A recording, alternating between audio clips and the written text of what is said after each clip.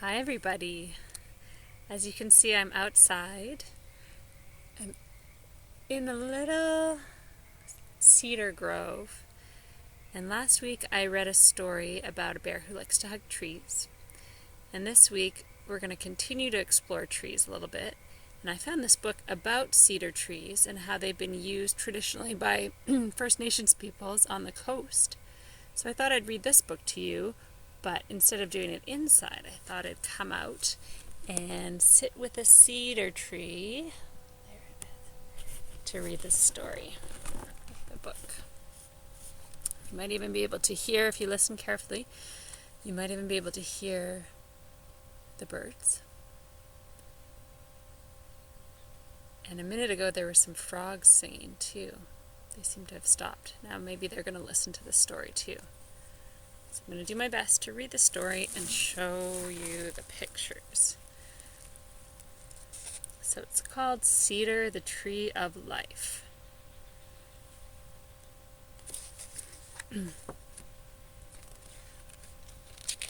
At the beginning there's a table of contents which shows the different kind of themes that the book is going to explore. Oh, hear those birds? So the first section is called People of the Cedar. First Nations people have lived on the Pacific Northwest coast for thousands of years. Each community has its own language and customs. So here's a picture of the coast. And then here's a map of the United States and Canada. And along here is the coast, where cedar has traditionally been used by many indigenous cultures.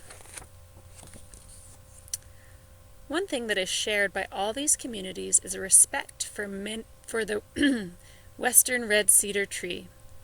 Many parts of this special tree can be used to make items that are needed for everyday use. This is why people call it the Tree of Life. So here there's the cedar wood in the picture, the cedar bark, and the cedar roots. All the different parts of the tree. And here's a fact in the red sections. There's a fact about the cedar tree. So cedar fact, cedar trees grow in dense forests. And here it says western red cedar at the bottom. This section is called Western Red Cedar, the wood. The wood of the cedar tree contains an oil that helps to stop it from rotting. That is why people use it for building houses, boats, and other items that must last for a long time.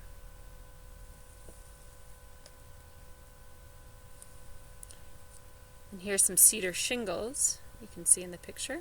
And up here it says, cedar wood is used to make shingles, decks, boxes, masks, totem poles, rattles, bowls, cradles, weaving looms, and drums.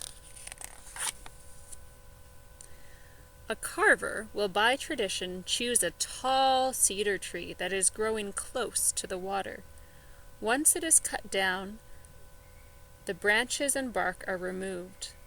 The log is then moved to the carving site where it is carved into a totem pole or a canoe. You see the totem pole over there? Cedar wood is soft and light. This makes it easy to carve.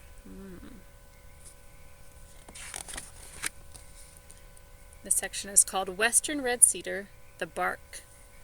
The inner bark of the cedar tree is woven into different kinds of hats, mats, capes, skirts, headbands, and baskets. So it looks like there's a vest there in the picture. And here's a picture of some cedar bark weaving. And it says up here, cedar fact. Other fibers can be mixed in with the cedar bark to make a pattern. I guess that's why there's all those different colors in the hats.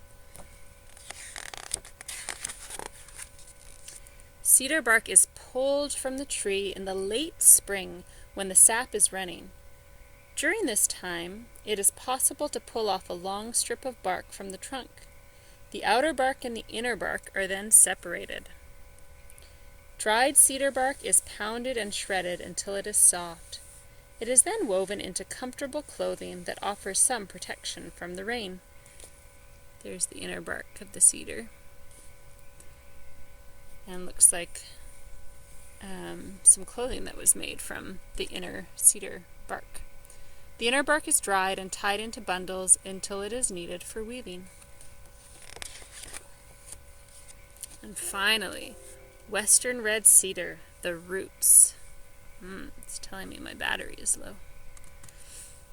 Cedar roots are gathered in the late spring. The outer covering is removed, and the roots are split into thin strips.